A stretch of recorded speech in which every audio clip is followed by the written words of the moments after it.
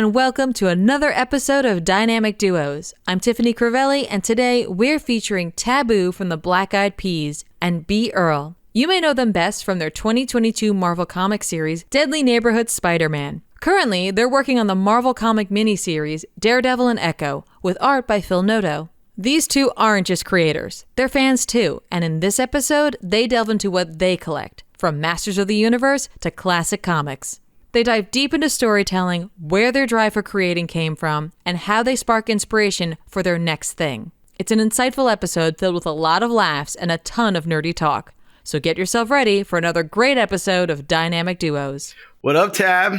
What up, Benny? Oh, man, how are you this fine morning? Man, I'm excited that it's not raining anymore, bro. It's nice and sunny outside. It's a nice, beautiful day in Los Angeles, and it's good to talk to you. Same, man. You know, it's crazy how we've been jumping around with different weathers and travels, and I know you've been traveling a lot, and I just got back from Nashville, and and I think what it comes down to is it's our creative journeys, and I think that's going to be the fun part about talking on this and sort of interviewing each other. Let's get into the weeds, but I want to start. I was thinking about this last night. I was like, what are some of the questions I would love to ask Tab, and what don't I know? And what I don't know was like, what was the very first toy that you ever got that you were like, yo, this is my favorite toy. Like, this is it. Like, if I could only have this one toy, this is it. Great question, man. Great question. As you know,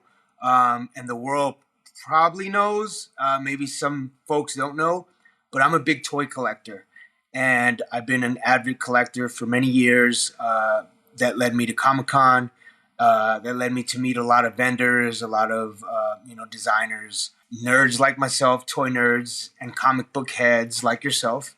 Yeah, and I've been collecting for so many years that, I would say as a kid, the first toy that I geeked over was probably my LJN wrestlers, because I was a big, huge WWF fan, man. Like, at that time, it was WWF, it was Black Belt Theater, Kung Fu Theater, and it would come on right after another. It would be like WWF Superstars, and then it would be Black Belt Theater or Kung Fu Theater. And so martial arts and wrestling has always been part of my upbringing. I love G.I. Joe, I love Voltron, but my LJN wrestlers were always, because they were so big, and they were like, you could throw them against the wall. How big were they? And they were probably like 12-inch. Okay. That's big. Were they like rubber? Were they like that like heavy duty rubber? I kind of remember that with the WWF ones, because they were big and rubber, and you could like smash them together. Weren't there some of those that, or maybe I'm mistaken. Maybe I'm remembering what you're talking about, because I remember my buddy John. Those are the WWF Superstars, but they're called LJN. The company that made them is called LJN. Then, okay, so this is a toy schooling for me, because I didn't know. I thought LJN was something complete. No. So these were WWF wrestlers made by LJN. Yeah. So for those people that may do a deep dive like myself, LJN was the manufacturer and the producer of these wrestlers. I believe that they started with the bendy and stretchy wrestlers of the past. Did they have a rainbow in their symbol or something? Yes. LJN. Yep. Like, I'm like visually, I remember the packaging. Yeah, Wow. so I have a lot of the carded ones. Like, for example, Hulk Hogan SummerSlam that I got on the Toy Hunter show from Jordan Hembrough, and it was actually given to me by Hulk Hogan, and it was a SummerSlam, or actually Survivor Series black card from Montreal, Quebec. And it was from, I believe it was 84 or 83. And it's still carded for all my geeks that, love to have carded, graded. Gotta have that card. Come on. Yeah, man. So, so I would say the packaging is part of it. Yep, exactly. Oh, that's awesome. I mean, it's funny you say that, because now it's coming back, because I remember those toys. Because, my best friend growing up, John, and we were G.I. Joe heads, but he was the wrestling dude. Like he was all into Yeah. wrestling. Yeah. And I remember he had the ring, and I remember like the whole schlemiel. Like it was cool. I mean, play sets were everything, man. I mean, I remember the Castle Grayskull play set. Yes. I remember, the She-Ra play set. I mean, we had a Fisher-Price castle that we used as our G.I. Joe play Wait, set. let me ask you a question. Yeah, go. Since you brought up She-Ra and He-Man, Yeah. what was Skeletor's playset called? Let's see if you know. Offhand, don't look at the internet. I'm not using internet. No. Oh man, because there was Castle Grayskull. Oh, I'm gonna give you a hint. Yeah. Think of what Skeletor was. It was Mount Skeleton. Close. Close. Skell base. Skell hell. Oh man, what was it called? I know I'm gonna kick myself. Okay, so you're gonna kick yourself because you got Mount right. Okay, it's called Skull Mountain. Skull Mountain. Yeah. And I can picture it too. Like that's the thing. It's like I remember the visuals. I mean, what was the dude's name? He was like the one who was kind of in between Skeletor and He-Man. He was the dude with the white mask. Remember that? He was like Gray Chuck or no. And him. What do you mean the white mask? He had a skull mask too, but it was a little bit different. It was. Oh, dude! Now I gotta use the internet. I gotta use the internet. He-Man villains. Hold on, because this is really bringing it back. Like there was. Oh man, there was Evil Lynn. Do you remember? You'll kick yourself when I say it too. There Hordak? he is. Hordak. Yes, in the Horde. There it is. Yes, Hordak. He was my favorite. I thought Hordak was so much. I thought he was cooler than Skeletor. That was my own Hordak personal. was dope. He was super dope. It was cool to see Standor. Tell me if you remember Standor. No, who is Standor? So Standor, from all my toy nerds, was a one-off where they actually made Stan Lee part of the Masters of the Universe. What? Yes, toys, action figures. That's Standor is a collectible that my toy nerds would appreciate because it was like a Comic-Con exclusive that was done by Masters of the Universe. And if you look it up, look up Standor and you'll trip out. Standor. Well, it's funny. I mean, thinking about like all those crossovers, right? Like I remember the crossover with the Fridge, right? Like, and G.I. Joe. Wasn't the Fridge? It was the football player. Yes, it was. But before that, can you remember who came before that? It was a WWF superstar. Oh, I mean, come on, Sergeant Slaughter. Yes, sir. Yeah, I mean, that was one of my favorites. Now, wasn't Sergeant Slaughter one of those mail-aways? Oh, there's Standor. That's awesome. I'm looking at him right now. That's cool. Yeah, I mean, because I think it was a mail-away to get the Sergeant Slaughter. You had to collect a bunch of different UPCs or something. And it was dope. It was awesome because and he had then the awesome vehicle. Yeah, you started having these cross-pollinations of different companies and figures, toys. And I remember I actually have the whole set of the Street Fighter G.I. Joe cross-pollination. Oh, wow. Which is really dope, too.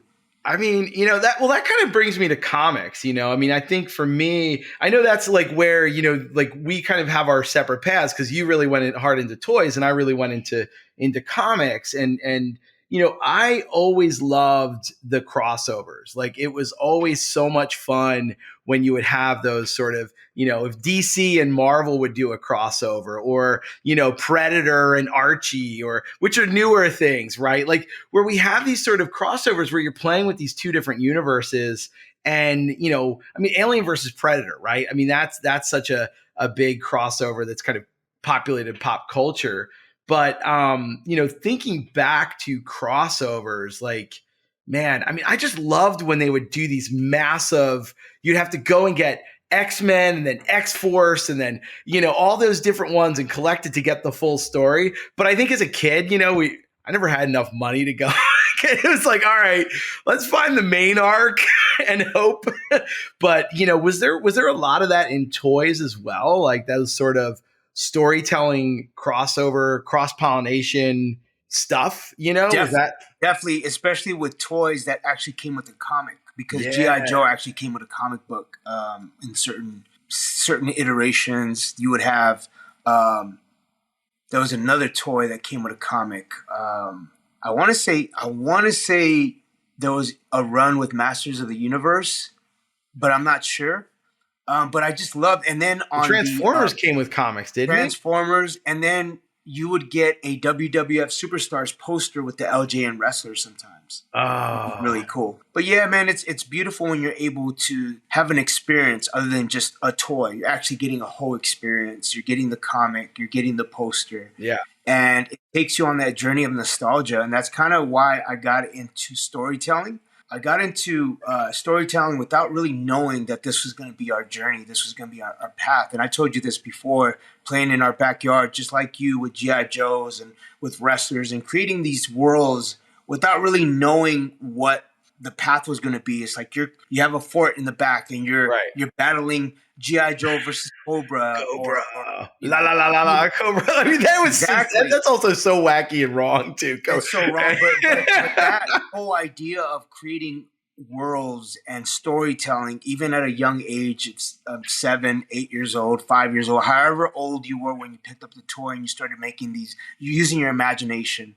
It's funny that now we're able to tell those stories through comics and getting to work with some of the most amazing artists, illustrators, the most amazing editors, to be able to bring these characters to life, you know, because it is a team effort. And I love the teams that we've been able to empower, be a part of, you know? Well, I think, you know, in that sort of thing, right? Like, the beautiful thing to me about Marvel comics and just comics in general, like when I talk about comics, I mean, you know, meaning DC and Dark Horse, but the comics that have universes connected to them, right? Like these sort of collective universes that have existed for a long time. I mean, in a lot of ways, it's like getting to play with the toys in the toy box, right? Like coming in and getting that opportunity to play with Spider-Man, or coming in and playing with Doctor Doom or any of these sorts of characters, but you know, being able to weave together a lot of different elements and ideas, ideologies, whatever you want to call it, and personal experiences connecting to,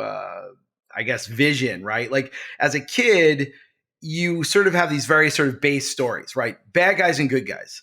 Here's a good guy, here's the bad guy, and it's very kind of black and white. But as we get older, it's that sort of journey of going, well, where does good and evil begin and end, right? Where does, you know, if you start looking at the world at large and start getting into sort of just a bigger picture, but it's so daunting to start to look at the world and go, man, like those were bad people, you know? And if we even talk about like the stuff we do, you know, and talking about like, you know, tying into your heritage of Native American, I mean, just looking at like what governments have done that have been bad, but we still have to be like, well, how can you live in a world where bad exists exactly next to good? And how do we define that in storytelling? And how do we ultimately build platforms and worlds for that? I mean, I think that's always, to me, the fun of it. So yeah, I mean, and if you want to jump in, because I have a question on that, I think that could be fun to kind of spark a conversation, but if you want to jump in on a thought on that. Yeah, because I started thinking about the hero who may not be looked at as a hero. Like, for example, when I first watched First Blood, you know, John Rambo is a guy that comes into this sleepy town. He's a veteran who suffered a lot of trauma because of being captured, but yet he was looked at as an outcast, you know, and the sheriff of that town was like, he's, you know, this John Rambo's a bad guy, but really he wasn't. He was misunderstood. People didn't know what he had gone through. Right. And he was just trying to get a meal. Right. Yeah. So like stories like that, where it's like you want to cheer for the police, but really you're cheering for the guy who's kind of like the anti-hero. 100%. Yeah. Because this guy was misunderstood, and like Batman, another misunderstood guy who. He's a whole can of worms. Yeah, I mean, he's a bit, you know, a guy dresses like, up and it's the idea of the anti-hero, right? The Billy Jack. Billy Jack wasn't a hero. Right. He was, you know, he was a guy that was just trying to stand his ground, and all these other people were making him the anti-hero or making him the bad guy. Bruce Lee, another guy. he wasn't welcomed in the U.S. market. I'm not trying to get deep. I'm just giving you facts. Yeah, no, I mean, I So think these are all the really world good wasn't points. ready for that hero yet. They weren't ready for Bruce Lee. And the fact that he went to overseas to create these movies so that he can show that he can be a leading man. The reason why I'm telling you this is because sometimes with storytelling, you got to go against the grain.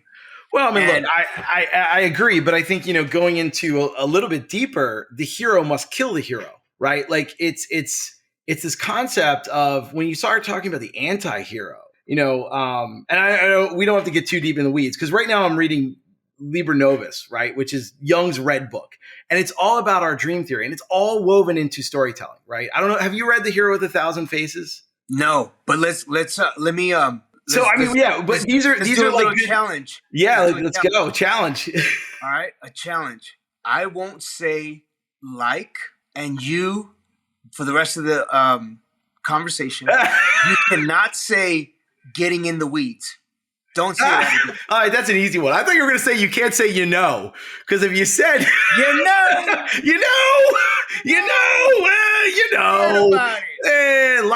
know, the weeds. All right, no more weeds, Getting in no more the- likes.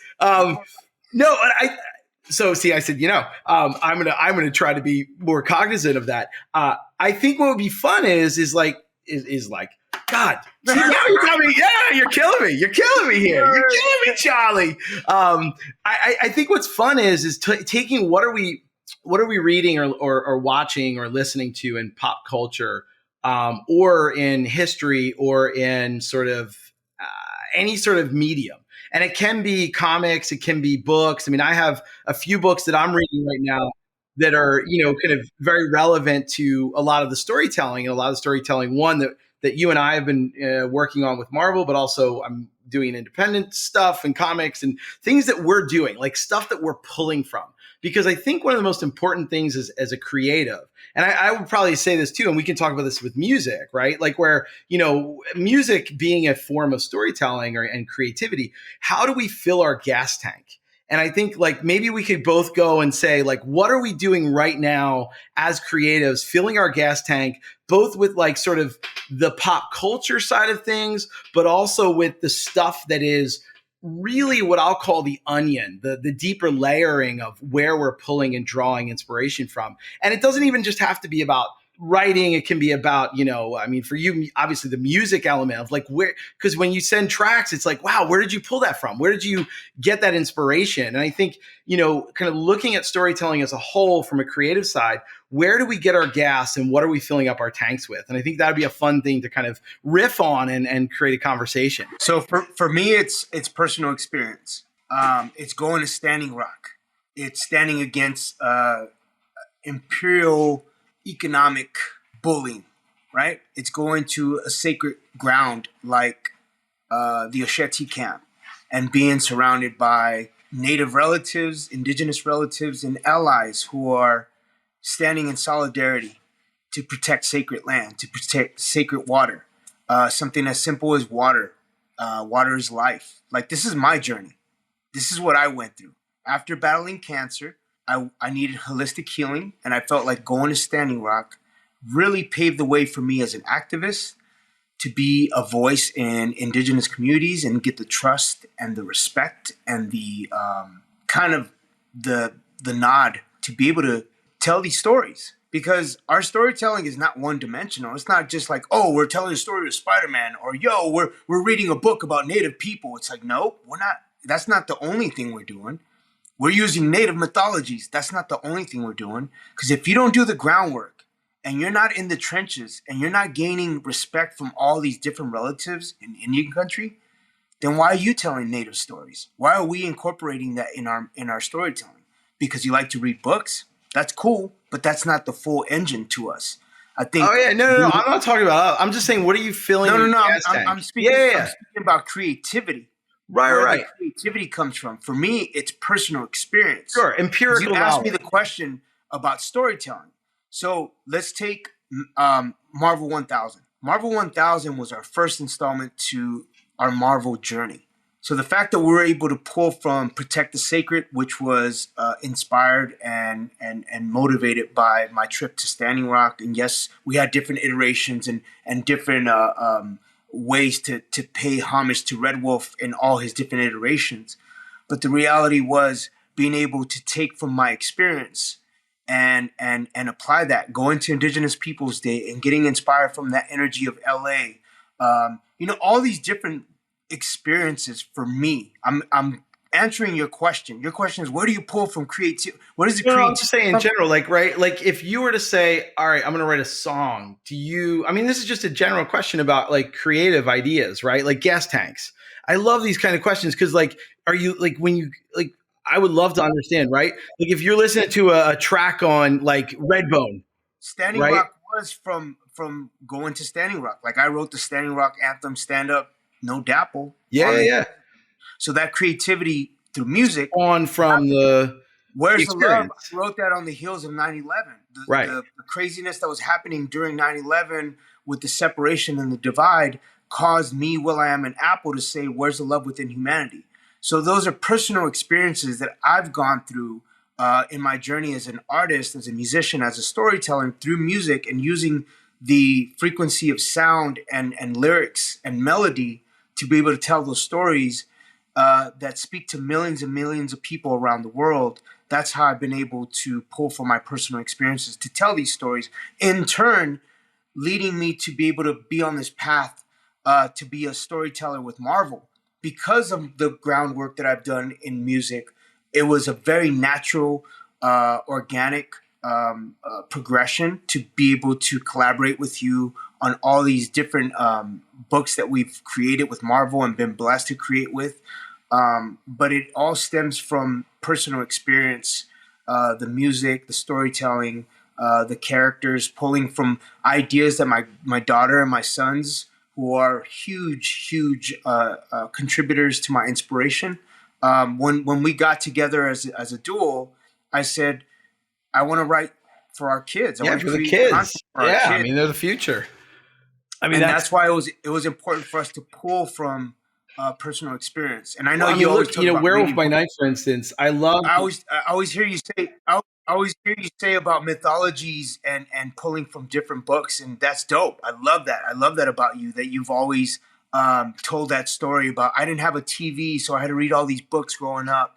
And that makes you really special, that you have that innate wisdom, that knowledge. And I think to that point, right, it's like as children, we are guided in a very specific way by our parents, right? Like, our parents, whether it's through religion, whether it's through culture, whether it's through any of those kinds of things. And I think, for me, it was finding that escape and kind of bringing the conversation back to comic books, and what the CBR audience, right? Like being comic book readers. Like for me, I was, 10 years old, 11 years old, reading Archie, reading X-Men. And this is, I brought this for show and tell. This is my very first comic I ever got. Not this one. This is the wraparound. But this was X-Men #1, the Chris Claremont, Jim Lee. And, to me, it spoke to me because I was a kid who felt like I was an outcast. Like I was Jewish and Catholic in a Christian town with everyone, was Italian and Catholic. And I'm like, Mom, are we Italian at all? And my parents were like, no, Ben, there's no Italian in you. I'm like, but everybody else is Italian. And it was just that feeling of like being an outsider. And I think, in comics, so often comic books speak to the outsider, right? They speak to the person who, doesn't really feel like they fit in. They're always a little bit left of center. And I think that's, kind of a big part of the journey, when creatives, if you always feel like you fit in, you never feel like you have to kind of define yourself, right? Like, so if you don't fit in, there's this sort of goal of like, well, who am I? How do I define myself? And it kind of goes back to a lot of what we talk about with identity. And, comic books for me were a big part of my identity, right? Like I was 12 years old, 13 years old, connecting with my friends, going down to the comic book shop, hanging out, talking about the new Wildcats that was coming out. When was Will's Petrasio?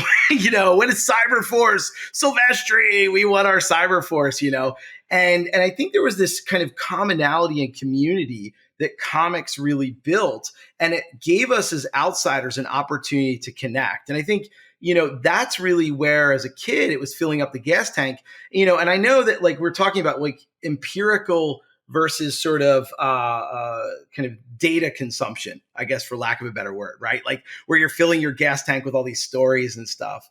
And I think, what you're talking about is great because it's like empirical knowledge, right? It's like being in the moment, being present and, going and meeting with people and getting that firsthand knowledge and then being able to have an oral tradition, right? Like what you're talking about is very much of like the oral tradition, which makes so much sense, right? Like from a musical standpoint, it's very much the oral tradition, right? And for me, it's always been the written word. And I think that's where that kind of combination, connecting oral and written, is really where this sort of incredible opportunity to tell stories comes from.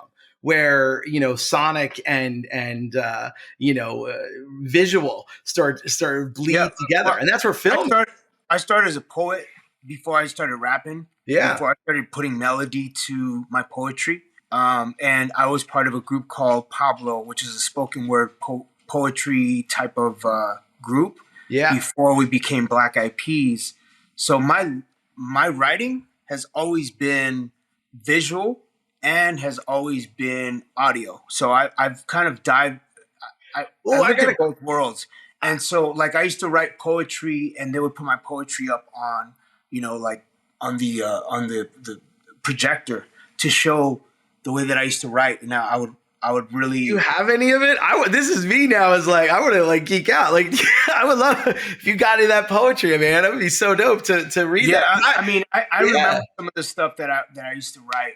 Actually, do I have anything here? Bring it up. I mean, I think poetry. That's what I went to school for, was poetry. I mean, I was a freaking English major in poetry, and it was like because I was lazy. I really didn't want to have to read Henry James and Ulysses. I just wanted to read Keats and whatever. Yeah, so I wrote a poem about my grandmother. Oh, sick! So this is a poem that I wrote about my grandmother. I could kick it to you guys, just because poetry. It's kind of like rapping, but there's no melody to it. It's just, right. It's but it was thought, and it was personal experience. It's that thing that I was talking about actually living it and getting firsthand feeling and connectivity to the actual reason why I became a storyteller. People always say, "Hey, why don't you pull from your own story?" Whether we're pitching animation or we're pitching Marvel stories, I think that's what CB saw in us. Is he said, I love what you did in at Standing Rock when we first met. What is that thing that whatever that thing that you bring more of that. So whether we've had Red Wolf and Jake Gomez, which was the first iteration of Werewolf by Night issue 1 that we created, or we had Kashala, or we had Spider-Man, and we have a new character. Look, let's not get too into it. I want to say it into the depths. I won't say it in the weeds. Because why not?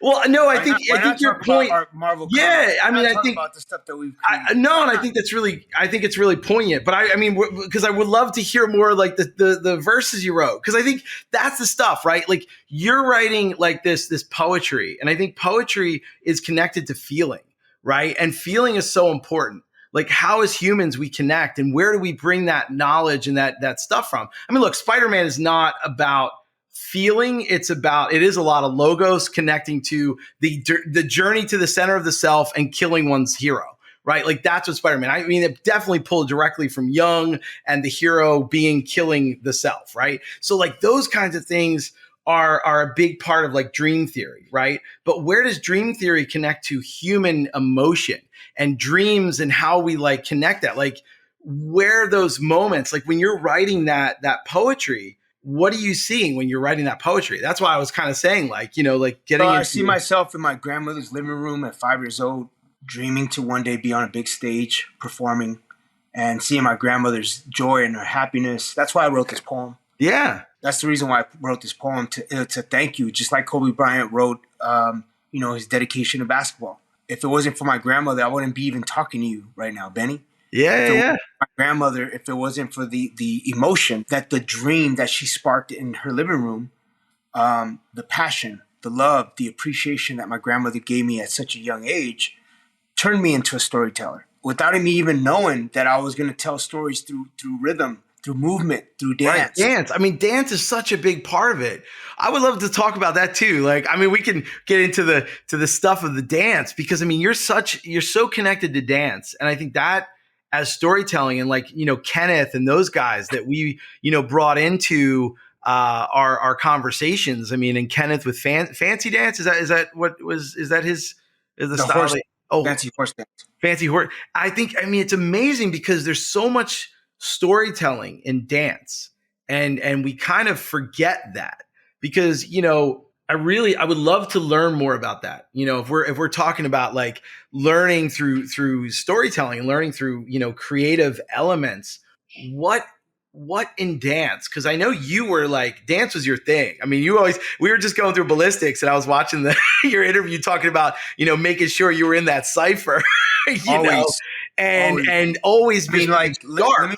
Let me just explain to you guys how I pull inspiration from actually being and receiving that conversation of dance. So I wrote an idea around the Olympics being part of breakdancing, being part of the Olympics in 2024, and I actually put my daughter in it, B-Girl Jet. Nice. And I came up with an idea, and her crew, the Z crew. And I also came up with a villain named Pike. I came up with characters named Stinkies, because that's kind of like what my daughter says a lot. Oh, they're stinky.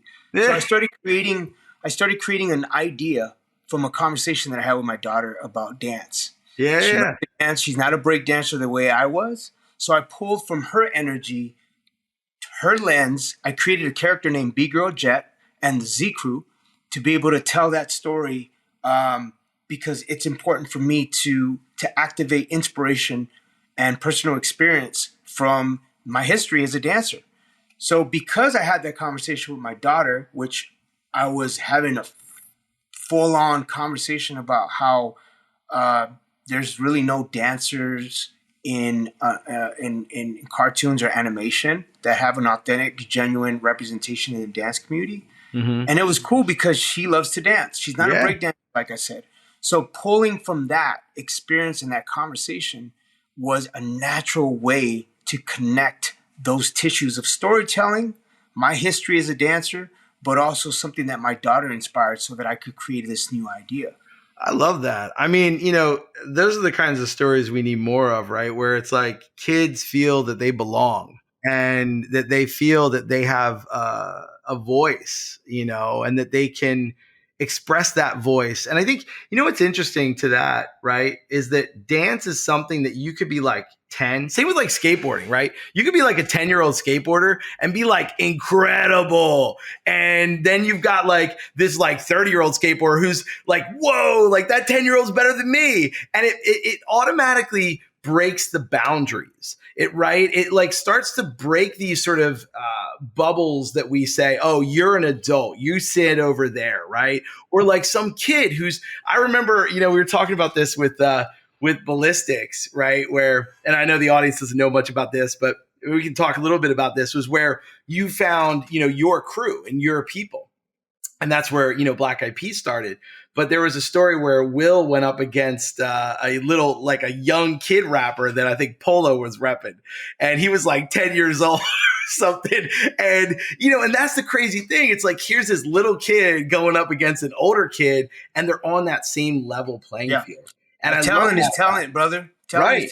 You can have like a kid that's 19 years old going against Michael Jordan. Just like Kobe Bryant went up against Michael Jordan. Yeah. And it didn't matter. It's like, yo, you're in the NBA, you're a 19-year-old kid out of high school, and now you're balling against the greatest. I love and that. eventually you will become one of the greatest. And so Kobe, he had that killer instinct at such a young age that it didn't matter how old Michael Jordan was. He was at the same playing field. Even though Michael Jordan's always the GOAT, Kobe kind of stood up to the giant and said, yo, I'm a kid, but I'm still going to rock as hard and give my all just like you give it. I think, I think that's a really good point because like in storytelling, right? Like in comics or whatever, right? All of a sudden, a 12-year-old kid, there was like, what was it? Do you know was it Axe Cop? Do you know that comic Axe Cop? It was, so there was this kid, a little boy, who I think he wrote the story and his brother drew it. So it was like written by like a 10-year-old and drawn by like a professional, like his, and you have these like crazy stories that are so out there that only a 10-year-old could come up with. But obviously they look like they belong on the shelves. And I love that concept, right? Where it's like this sort of strange, weird connective tissue because kids just see the world differently. And that childlike wonder is a thing that we lose as we get older. Ultimately, it just keeps getting beaten out of us systemically. We are just, this is what you're supposed to do. You're supposed to do this. By this age, you need to be this. You need to have this much in your bank account to be an adult. Like all that stuff. But as a kid, you're like, I just want to play, right? I mean, it's like, and I think going back to what we were talking about. Speaking about playing, that's kind of what I'm going to start using a different language instead of practice. You need to practice. Right. Hey, let's go play. Let's go play. You know what I'm saying? Like my kids love to play music. They don't practice. Yeah, practice music. Play music. Right. Instead of saying you need to practice. Right. Let's go play music. Let's go play music. Exactly. Let's go play basketball, not go practice your basketball. Yeah, I love that. I think, that's one of the, going back to what you just said about playing music, right? Like if I want to hang out with my friends and let's play music, I don't say, hey guys, you want to get together and practice some music together? Like, no, it's like, let's jam, let's get together and play, and it's the language is so powerful and important because it changes our brain. It's almost like language and how it wires us. I love that. I mean, when we sit around and play, and going back to when we first started this whole conversation, it's like toys let you play. And I mean, I know, I mean, you probably, I don't know, my desk, if you flip the camera, right, it's like toys, man. It's all toys. And I think you just got up to probably go get some toys. But I mean, that to me is, a big part of what we lose as we get older. And I think, it's interesting too. And I know this is a little sort of out of the wheelhouse of what we talk a lot about, but I grew up on D&D, right? And I know we talk about that a lot, like how role-playing games have come back in such a big way and board games came back in such a big way, especially through the pandemic. But it's like, it allowed people to play. It allowed people to let go of all of their inhibitions and really connect through play. I mean, as we exist in this digital world, do you think that, we're talking about, and one of the things that, I've been so deep into is AI and metaverse. And I say that in air quotes because it doesn't exist. And, all of this sort of tech side, right? And these digital collectibles and things like that. But I'm curious what your thoughts are because I have my opinion. But what do you think is going to happen in our kids' generation? Do you think that they're going to have that same physical connection to toys, to objects, to comic books, right? Like comic books now you can read on Marvel Unlimited, you can read it Comixology, right? But there still are people that want to buy the books. And the same thing with the toys. Like, do you think it's going to be an extension and we're going to see a hybrid of analog and digital? Or do you think we're going to lean so heavily into digital because of space and cost? Or do you think we're going to go way against it and push back and say, screw this digital, we're going back to analog, I love wires, that kind of thing. Where do you see the future sitting? And let's have a conversation a little bit about that. So I salute you for being an amazing visionary in all the stuff that you've been doing outside of the stuff that we do together. Salute to your thinking forward 5, 10, 15 years ahead.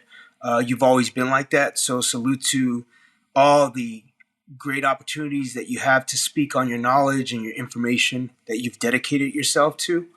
I will say that, I'm old school Yeah. myself. Speaking Yeah. for myself, I'm old school. I love the actual physical collectible. I get the whole digital collectible, but I don't want it on my phone. I don't care about my phone. I don't Right. want to be locked in here. I'm trying to get away from this. Oh, 100%. Do you think our kids though? Yeah, it's like, I don't want my kids to be like, I got the new NFT here. I Right. got the new digital collectible. It's all Pokemon, go! you're not balancing the fact that, you're able to actually appreciate what you have and play with it and not just be like, well, yeah, I have collectibles. They're all right here. It's like, that's cool for people that enjoy that. But for me, it's like, I like to see it. I like to hold it. To have that nostalgia of when I was a kid and I used to play with the action figures and actually look at them and see every single detail and feel it, just like vinyl. Like, I remember going into record stores and digging in the crates for vinyl. I remember going to Sam Goody's and Virgin Megastore and Tower Records and looking for cassette tapes. I remember we just had a conversation. I know, we're talking about Be Kind Video over in Burbank. Yeah, we talked Come about on, baby, let's go. Exactly. Pick out those movies. So how are we going to talk about it and be all nostalgic, but then you are not connecting to it because you're so far over here that so the question is, and I agree with you 100%. I mean, I look at like this needing to be a balance between analog and digital. The question really is about what are we looking at in the next 50 years, right? Like, are we, because of space, because of costs, right? Like, people can't afford to live in Los Angeles, really. I mean, at the end of the day, the homelessness here, and we're not getting too deep into it, and I didn't say in the weeds, but deep into the I know almost, you're feeling it.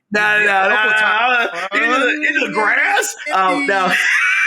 But I mean, deep into like the social and political and economic issues we're facing right now, right? Like, and the challenge there becomes, how do we find a balance between technology and humanity?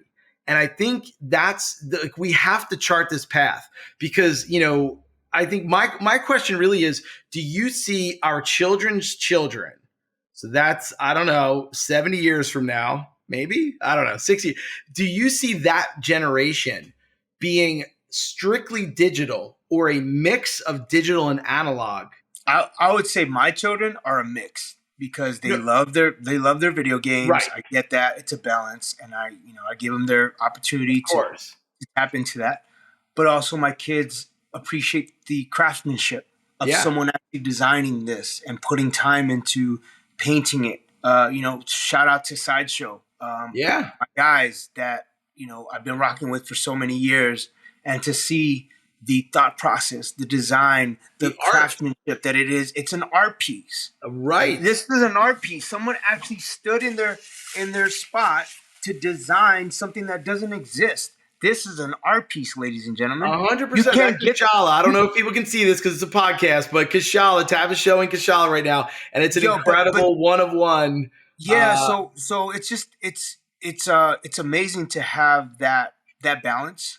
Yeah. Because the question is, do you see that? I said, yeah. I said, I see both work together. You can have digital, and that's dope. It's awesome. You can also have a physical collectible that you can actually appreciate and see all the detailing, and really takes you back to the nostalgia of when you were playing in your backyard and there wasn't no social media, there was no phone, cell phone. The good old days when we would make things up and run around with sticks and pretend they were like swords and things like that. But that's the imagination. That's how Stan Lee did it. That's dreams. It's like I'm a big believer of like these toy designers, these comic book creators.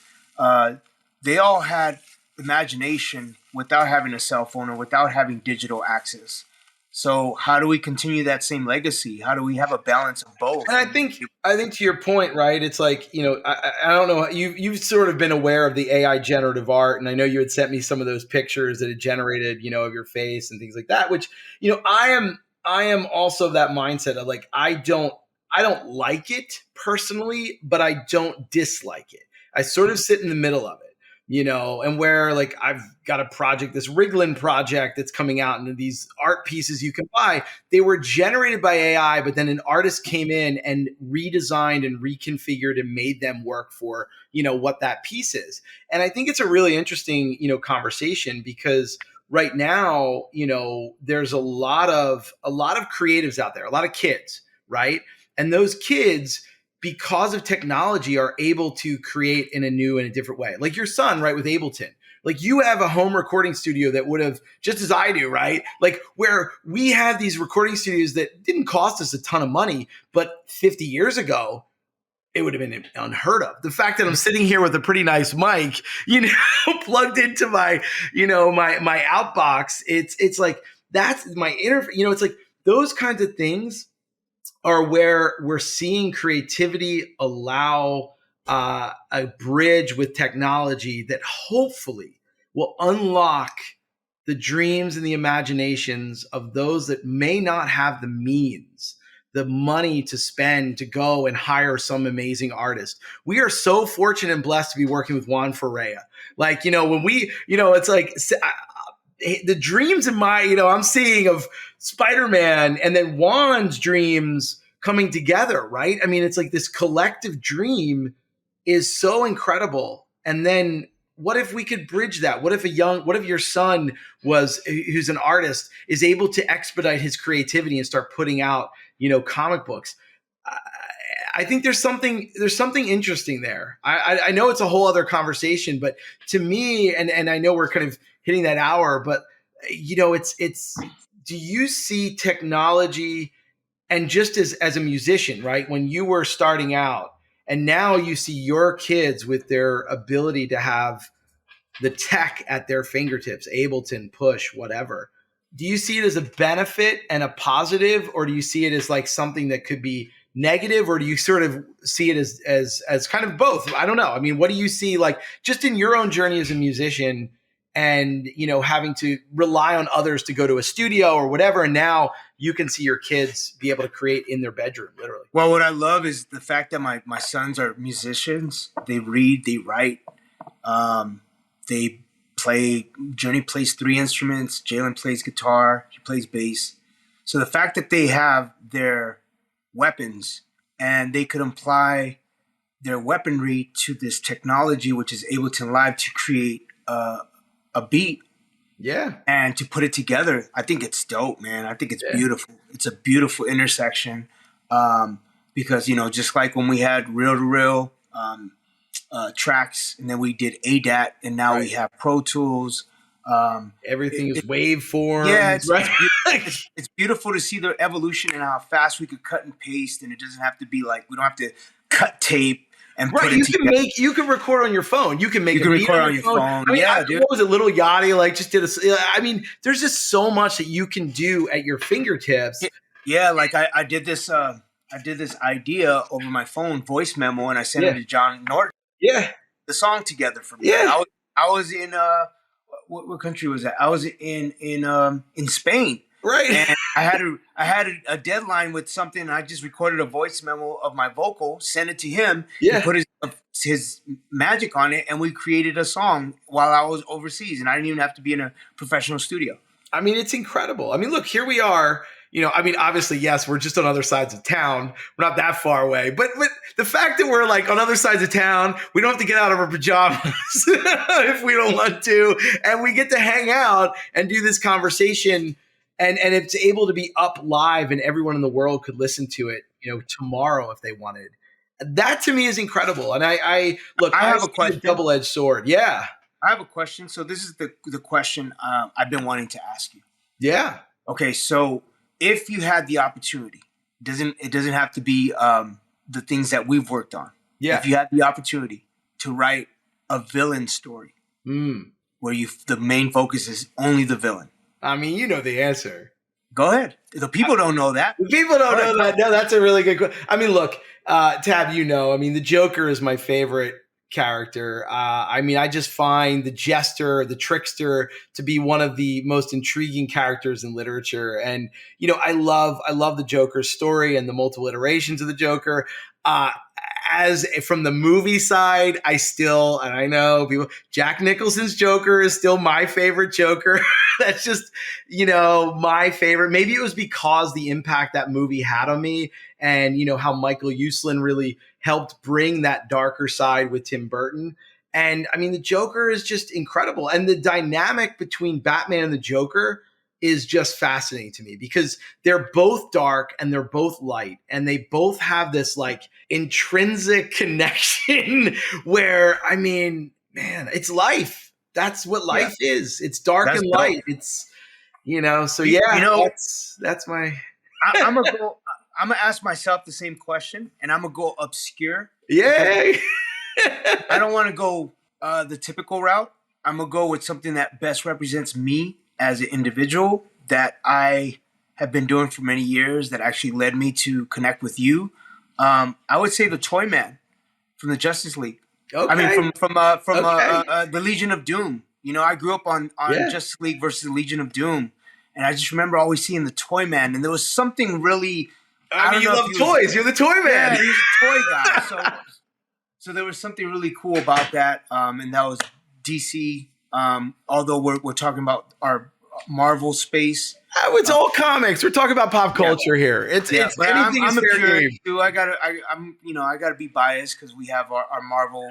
Got our Marvel love. Yeah, we got our Marvel love. So but I think that's the beauty of comics. I think, look, as much as there's sort of these rivalries, and I say that in air quotes between, are you a Marvel? Like my son was even like, I got in an argument with this other kid and he's all into DC and I'm all into Marvel and blah, blah, blah. And I'm like, but remember, you're both into stories and comics. And at the end of the day, these characters are really in a lot of ways the new gods that we look to and the new heroes. And these are the heroes that kids are watching on the big screen or reading their comics or playing the video game, as Miles Morales swinging through the streets of New York City. And it's like that feeling of an experience. And that's what it's about. I mean, to me, like that's what great storytelling. And I think, almost putting an end cap on this for us as storytellers, storytelling is everything. And I just saw Ada just picked up a book of Dave Grohl, The Storyteller, which I thought was kind of interesting, right? He calls his book The Storyteller, right? And here's Dave, who's,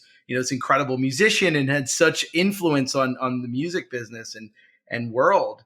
And it's just amazing to me that, storytelling encompasses everything. And every day we go out and we tell our story.